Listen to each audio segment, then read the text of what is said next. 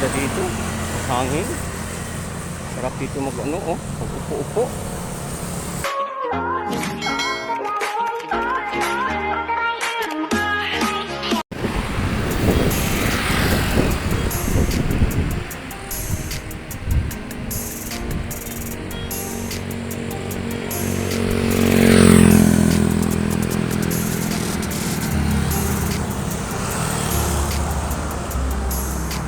Good afternoon mga kabuker, welcome po sa ating panibagong update yung hapon.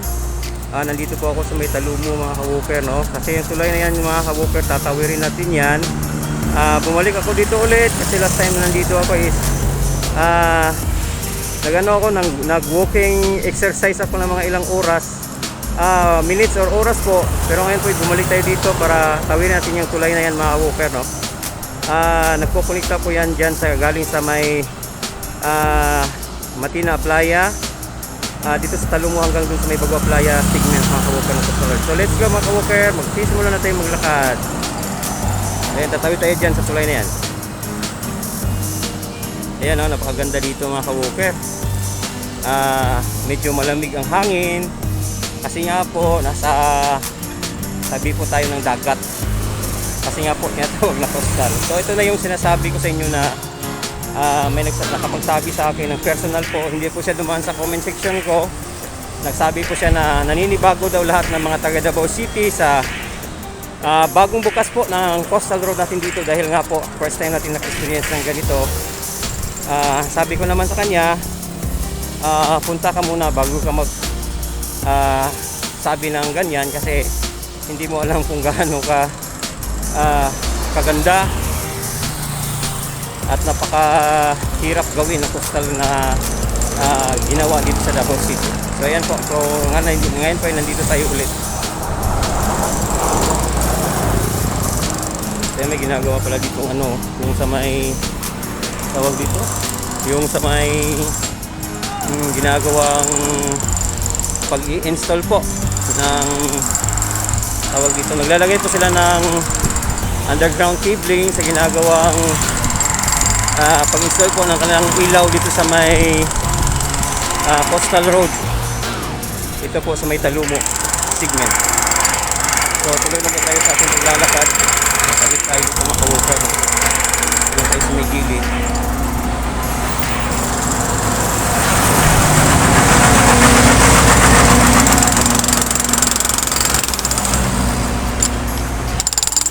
Ayan mga kawoker, tatawid tayo dyan sa mga tulay na yan.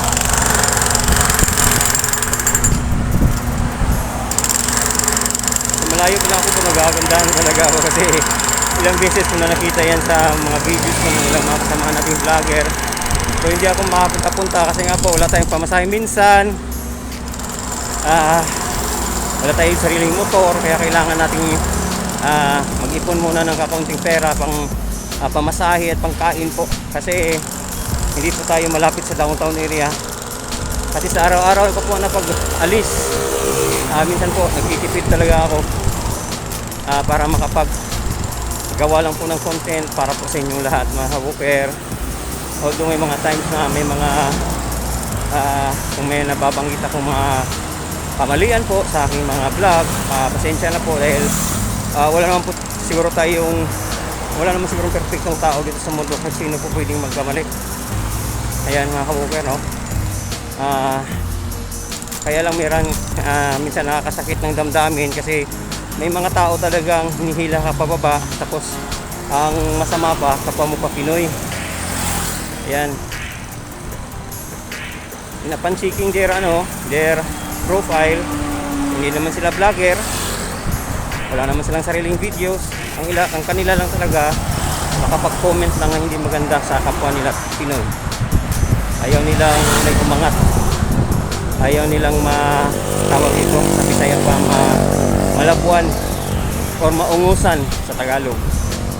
So ayan mga kawoker, no, ganito kaganda dito. Ayan, yan na yung tulay na sinasabi ko sa inyo. Yan yung tatawid tayo dyan mga kawoker. Yan yung tulay na yan, isa sa longest bridge project po ng Coastal Road, Davao City. Napaganda itong ginagawa ko, kasi naglalakad ako ng ilang oras na dagdag exercise ko na rin. Exercise ko na rin para sa sarili ko. Kasi yung ating vlog naman is, ang ating content naman is walking vlog. So kailangan natin talagang maglakad. Kahit gaano pa yan kahaba, lalakarin ko para sa inyo mga ka-walker, no? So ganyan kaganda yung coastal road ng Davao. Hindi basta-basta. Ayan, no? Yan.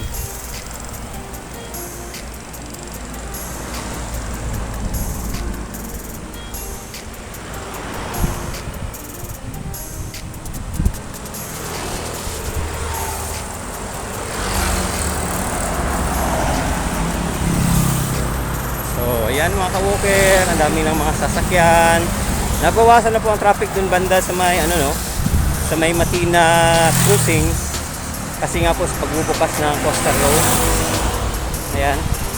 Mga ilang segmento na yung nagbukas, parang sa pagkakalang ko isa na lang yata yung kailangan yung sa may Magsaysay banda. Itatawirin natin yan, oh. Ganda ng tulay. Yan, nagko-connect po yan dito sa may Talumo at saka sa may Matina Playa po. So napakalayo na po ng nilakad natin. So, ganito kaganda dito.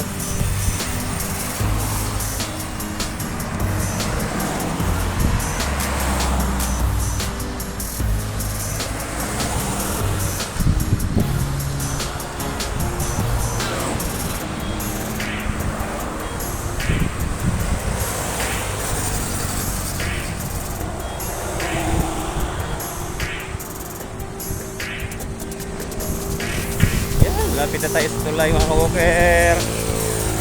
Medyo malakas yung hangin banda sa may dagat kasi yung alo, no, tawag dito, nag-uunahan para nag-uunahan sa may nag-uunahan humampas dyan sa may Dalampasigan po. Medyo malataas-taasin pala na tulay, no. Itong project na to is bahagi pa to ng panahon po ng ating pinakamamahal na Pangulong Duterte po. Salamat po Tatay Digong. Dahil hindi po dahil sa inyo, ang dami na pong dumaang presidente, pero kayo lang po nakapagpagawa ng ganito dito sa Pilipinas, lalo na dito sa Davao City. Ay baka talaga Tatak Duterte itong na to project na to. Napakaganda, sobrang ganda talagang. Pinagkakagastusan nila ng malaki para makagawa lang ng ganito. Dito natin nasasabi, para sa akin ito yung masasabi ko, talagang sa panahon niya talagang gumagalaw talaga yung ating gobyerno. Kita nyo naman yan, ayan, o ayan, saan kayo makakita ng ganyan, ayan, yung ginamit ng napakaganda, ayan, ayan, stainless yan. Stainless yan mga ka-walker. Saan kayo makakita ng tulay na ganito? Sulit na sulit. Ang ganda. Ayan, patawid po tayo sa sinasabi ko sa inyong tulay kanina. Ayan mga ka-walker. Ganda dito. Ganda dito pag malapit ka dito nakatira. Napakaganda dito mag-exercise. Maglalakad-lakad ka dito araw-araw, tuwing hapon, umaga, hapon. Ay lako, napakalaki tulong na po para sa sarili mo. Kapag exercise ka ng napaka ganda para sa katawan mo. Ayan,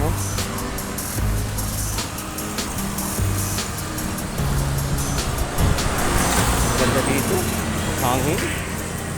Sarap dito mag-upo-upo. Ayan, yan, ang ganda mga ka-walker.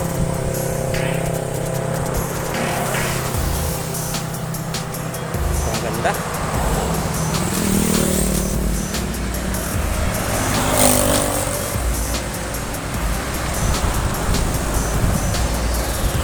Ganda dito, may gubat pa dyan, ayan, ayan, may nakapreserve na gubat.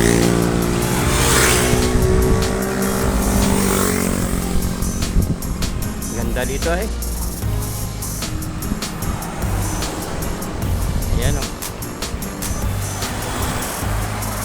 Sarap ng hangin dito talaga mga ka-walker. Sana makapunta kayo dito. Bisita po kayo dito sa amin sa Davao City.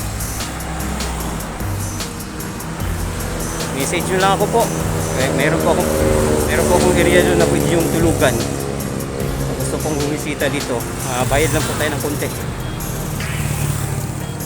Yan lang ka-walker. Ang pangganda oh.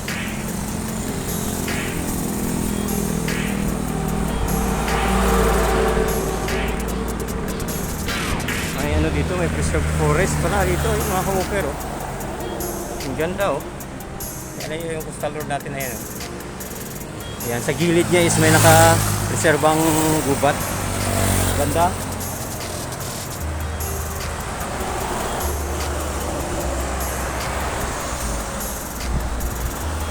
Dito na side, ano lang po no?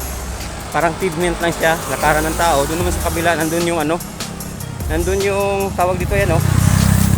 Yung biking area po. Kasi may bike lane po doon.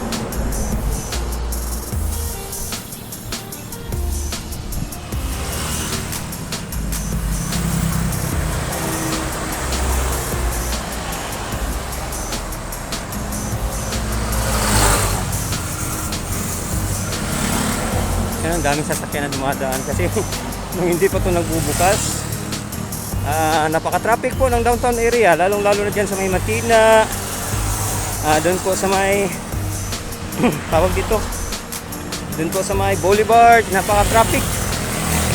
Pero ngayon po dahil nagbukas na siya, kaya yan, napakaganda. Ayan, sa taas, ano na tayo ng gusto nyo. Nakikita natin yung mga kabahayan dito banda, no? Kasi dito na part, may mga bahay dati na demolish po.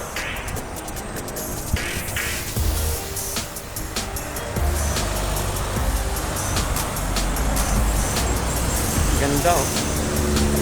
Sobrang ganda mga ka-walker. Yan, ito na yung tulay na sinasabi ko sa inyo.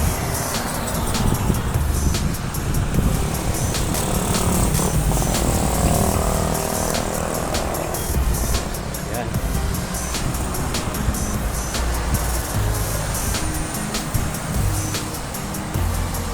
Yung mga kabahayan na dyan, ayan mga ka-walker. Yan, yan na yung mga kabahayan dyan.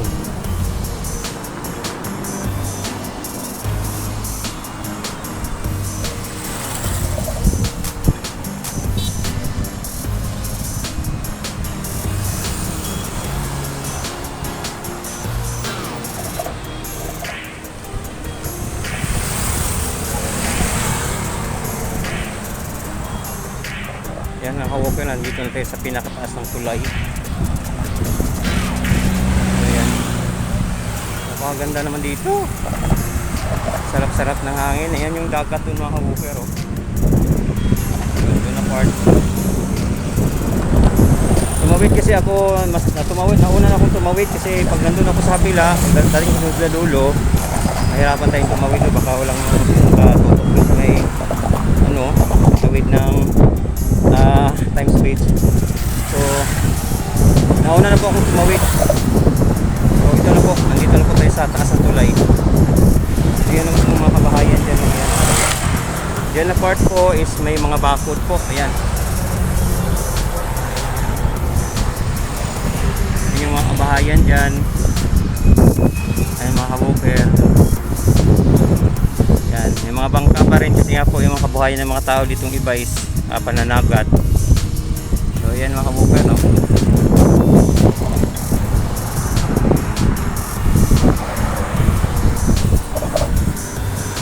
So pagtawid natin dyan, galing ito sa may Talumo, ano na yan dyan, Matina Playa na. Tatawid natin itong longest bridge na to ng Coastal Road.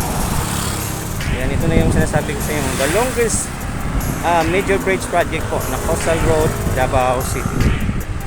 So ayan, no? Parang mapapalid ako sa hangin kasi napakahangin po.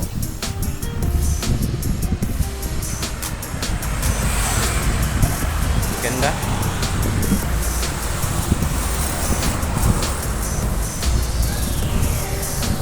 Ganda naman dito. Naka-walker, oh. Sana ma-experience din itong experience ng pagpunta dito.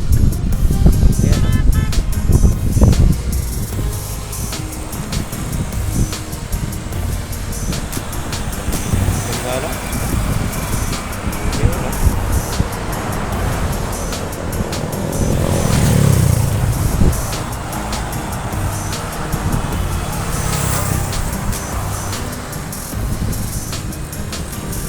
Yan.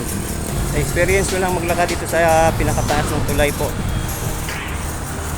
Connecting po Talumo and Matina Aplaya.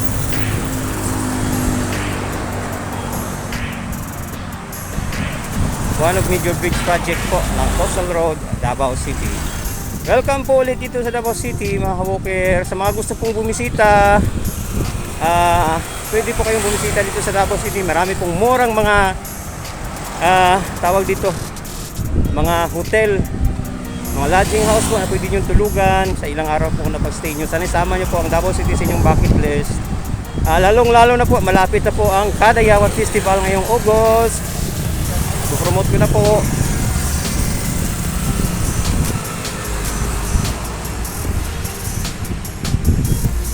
Ganda eh. Ito naman yung mga kabahayan, mga ka-walker.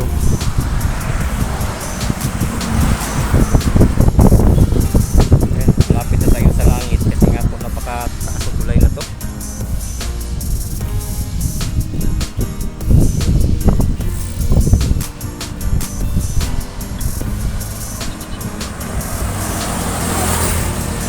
Akala ka dun lang sa may unahan. Hanggang pala dito oh.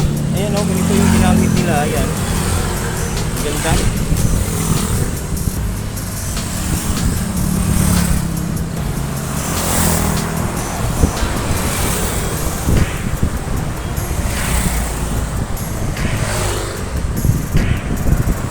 Ang hangin. Napakataas naman itong tulay na to. Ito yata yung isa sa pinakamataas.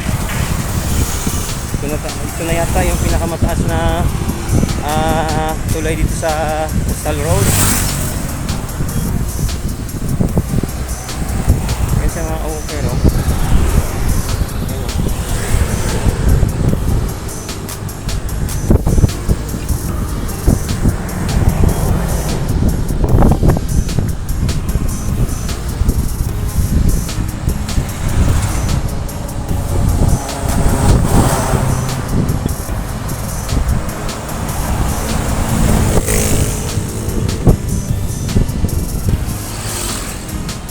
Napakahangin.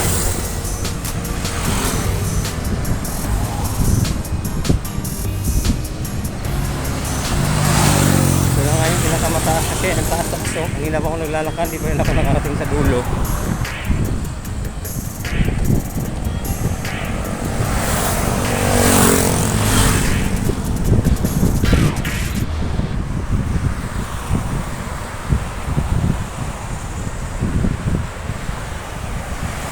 Grabe ang lawak ng tulay na to. Ang lawak.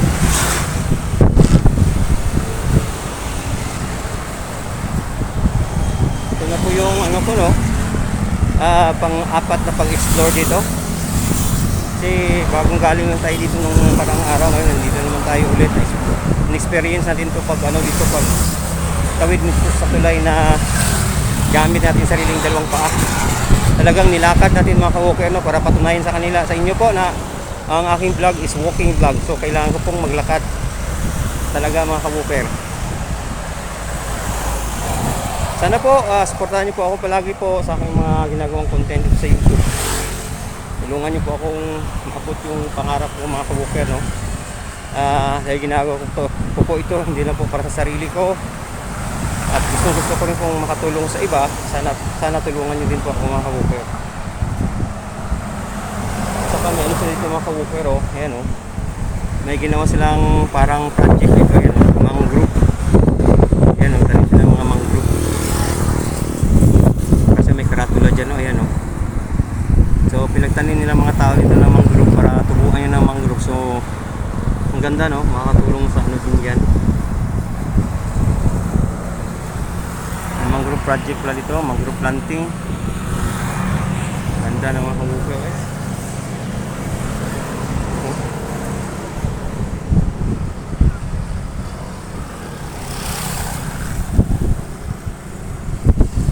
Ang ganda dito. napakaganda at hangin. Ano yung dagat dun, oh. Ano yung dagat. Ayan.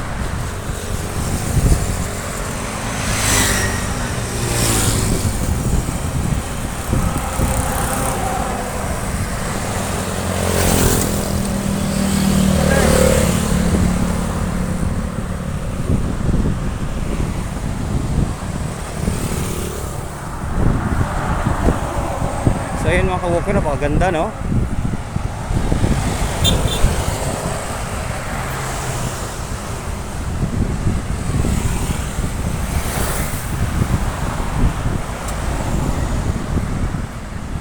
Ayan, lasingin ko na pula ng ano.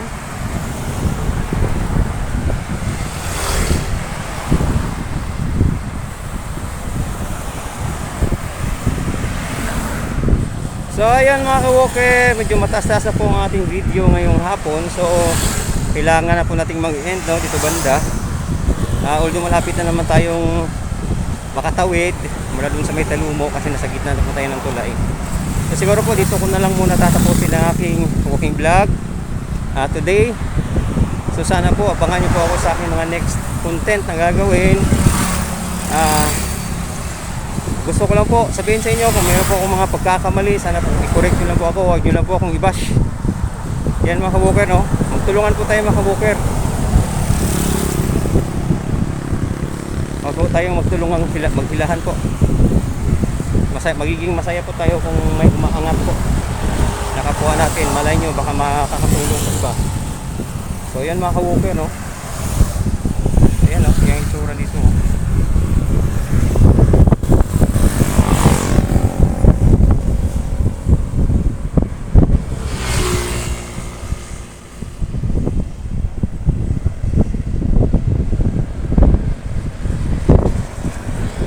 So ayan mga ka-walker, hanggang dito na lamang po ang aking walking vlog ngayong hapon. Thank you for God bless us all.